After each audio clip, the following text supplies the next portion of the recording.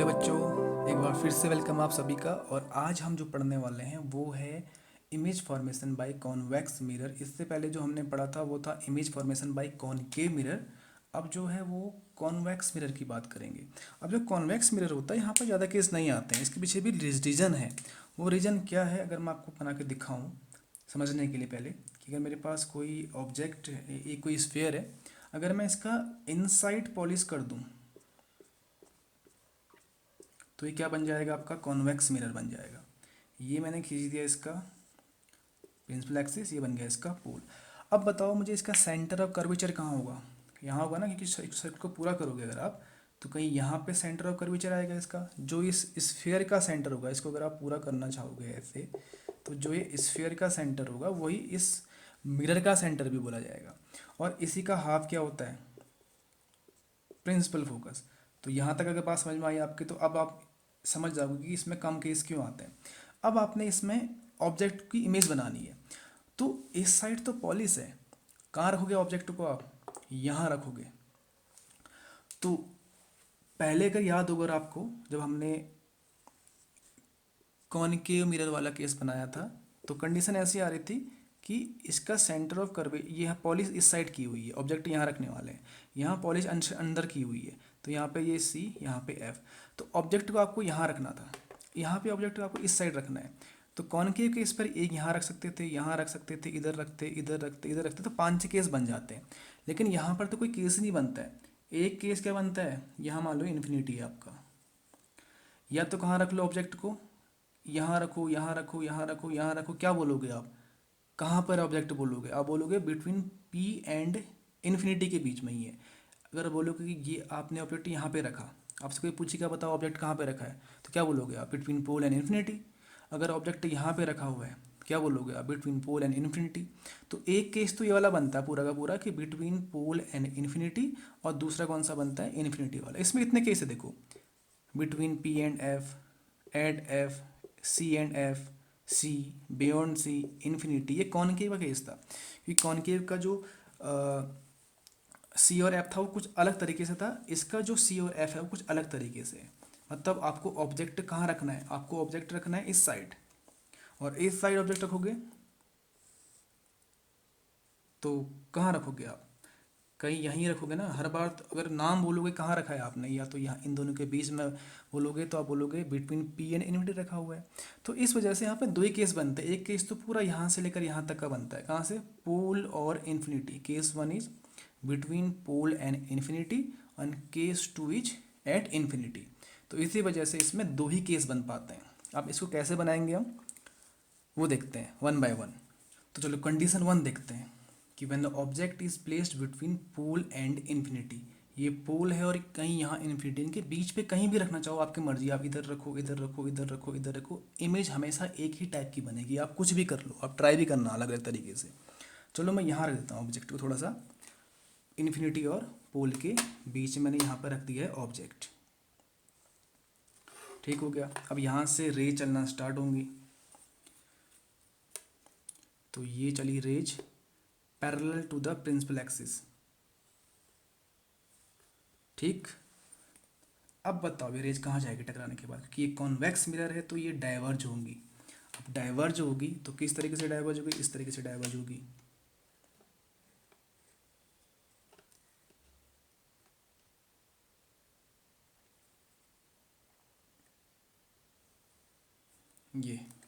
ये होगी diverge, rule one. इस तरीके से कहीं मिली, बिल्कुल नहीं मिली, तो क्या करना पड़ता है आप याद करो। हम देखेंगे कि जब भी रेज पैरेलल आती हैं प्रिंसिपल एक्सिस के, वो हमेशा फोकस से निकलती है या फोकस से आती हुई अपेयर होती हैं। तो इसको अगर आगे बढ़ाएंगे अगर हम, तो ये कहाँ मीट कर रहा है, फोकस पर ही मीट करेगा ऑटोमेटिक। तो रूल वन तो हमारा ये हो गया। अब रूल टू कौन सा वाला, जब भी कोई रे किसी एंगल के साथ कहाँ टकराती है, पोल पे टकराती है। हम पहले भी रूल को यूज कर चुके हैं एक बार। तो वो जिस एंगल से टकराई थी, लॉ ऑफ रिफ्लेक्शन लगेगा यहाँ पे, उसी एंगल के साथ यहाँ से निकल भी जाएगी कुछ इस तरीके से। कहीं मिली, बिल्कुल नहीं मिली। क्या करोगे अगेन, अपेयर टू कम कहाँ से आती हुई मिली हुई है मुझे, कहीं यहाँ से आगे बढ़ाओगे इसको इस तरीके से,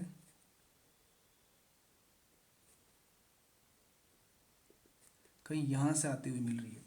तो कहाँ कटी आपस में, यहाँ पर आपस में ये मीट कर रही हैं, तो इधर पे बनेगी इमेज आपकी, ये देखो ये।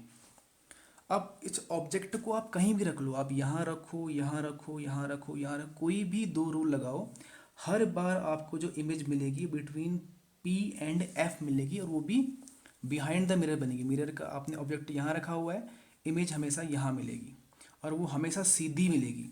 तो कंडीशन से कौन कौन से आई देखो यहाँ पे अभी।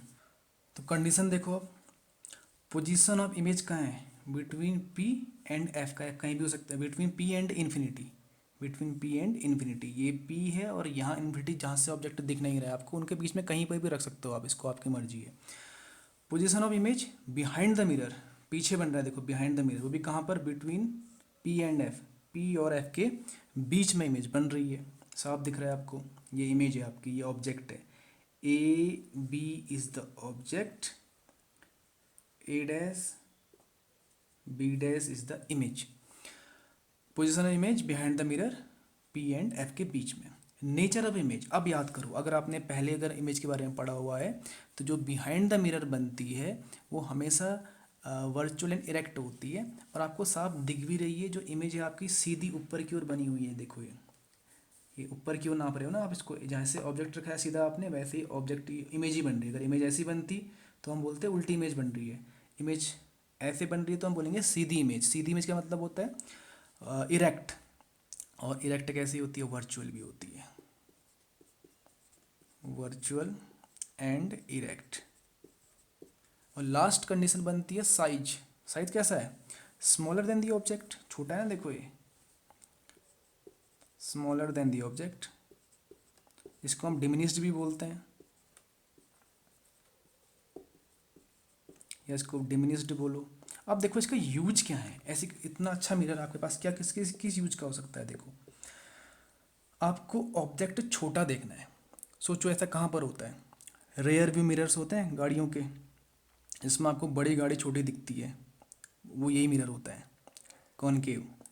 स्ट्रीट लाइट पे यूज करते हैं इसको, क्योंकि लाइट को फैलाता है। मान लो ये आपका एक मिरर लगा दिया आपने, कहाँ पे, स्ट्रीट लाइट पे, और यहाँ पे बल्ब लगा दिया। अब बल्ब यहाँ से अगर लाइट टकराएगी तो फैलेगी, लाइट टकराएगी तो फैलेगी।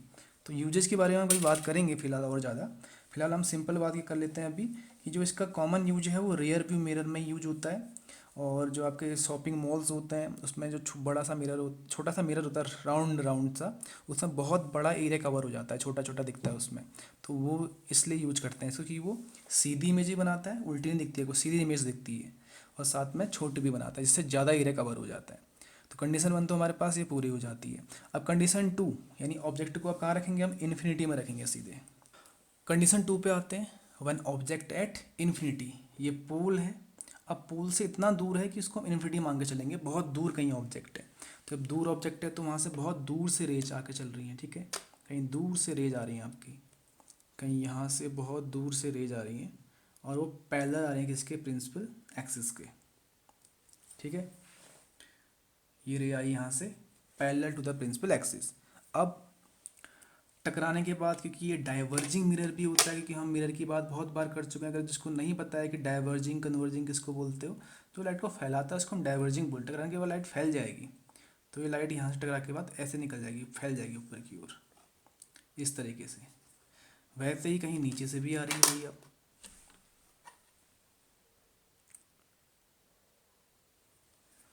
नीचे से भी कहीं से चल रही है, तो हम ट्राई करते हैं ऐसे बना के इसको, कहीं यहाँ से लाइट चल रही है ऊपर से, और सीधे यहाँ से कहाँ टकरा रही है, मिरर पे टकरा रही है, इस तरीके से। अब टकराने के बाद क्या करेगी, डाइवर्ज करेगी ये भी, इस तरीके से। ये डाइवर्जिंग मिरर होता है, फैल गई टकरा के, इस तरीके से। कहीं मिली नहीं मिली, क्या करना पड़ेगा, अज्यूम करना पड़ेगा। हम अपेयर टू की लाइट कहाँ से आते हुए मिल रही है, आप ऐसे भी जानते हो जब भी लाइट पैरेलल चलती है, रे ऑफ लाइट पैरेलल चलती है एक्सिस के, तो वो हमेशा फोकस पे जाती है या फोकस से होते हुए जाती हुई फील होती है हमको। तो यहाँ पे जा तो नहीं रही है, लेकिन अगर इस रे को हम अज्यूम करते हैं कि रे आ कहाँ से रही है, तो कहीं यहाँ से आती हुई मिलेगी आपको, कहाँ से, फोकस से। सेम ये भी कहाँ से आते हुए मिलेगी आपको, कहीं ये फोकस से आते हुए फील होगी इस तरीके से ये। तो जहाँ पर ये रे मिल रही है वहीं पे इमेज बनेगी, सिंपल सा। तो कंडीशन देखते हैं कौन कौन सी आएगी यहाँ पे अब। तो कंडीशन देखते हैं कि position of object at infinity पे कहीं से बहुत दूर से आ रही है। पोजीशन ऑफ इमेज कहाँ बन रही है, एफ पे बन रही है। नेचर और साइज की बात करते हैं, तो मैं आपको बता दूं कॉन्वेक्स केस पर हमेशा ही वर्चुअल एंड इरेक्ट इमेज बनती है। वी एंड ई याद कर लो, वर्चुअल एंड इरेक्ट हमेशा कॉन्वेक्स केस पे। तो पहले केस पे अगर वर्चुअल इरेक्ट थी, तो ये भी कैसी होगी, virtual and erect, virtual and erect. और साइज कैसा है, बहुत छोटा, हाईली डिमिनिस्ड, पॉइंट ऑब्जेक्ट है एक, पॉइंट इमेज है आपकी, हाईली डिमिनिस्ड। इसको हाईली डिमिनिस्ड बोलते हैं या पॉइंट इमेज भी बोलते हैं। पॉइंट की इमेज, पॉइंट के फॉर्म में इमेज बन रही, खाली एक डॉट जैसी इमेज बन रही है। तो ये याद रखना आपने, कॉन्वेक्स मिरर में दो ही केस आते हैं। पहला केस हम बात करेंगे between the pole and infinity, और दूसरा एट इन्फिनिटी। पोल और इन्फिनिटी में इमेज कहाँ बनती है, पी और एफ के बीच में बनती है, और दूसरे केस पर एफ पे बनती है। बस दो ही केस होते हैं इसमें, बाकी केस नहीं बनते हैं। क्यों नहीं बनते हैं, सबसे पहले हम उसको डिस्कस ऑलरेडी कर चुके हैं। तो आज हम यही डिस्कस करेंगे, इतना ही कंप्लीट करेंगे, और जल्दी ही कोई दूसरा लेक्चर लेके आएंगे। तब तक के लिए आप इसको समझो, इसको ड्रॉ करना, प्रॉपर तरीके से ड्रॉ करना बाय यूजिंग पेंसिल, और डायमेंशन सही से लेना, तो आपके ऑटोमेटिक ये डायग्राम बनना स्टार्ट हो जाएंगे। तो इसको पढ़ते रहो, तब तक के लिए ऑल द बेस्ट।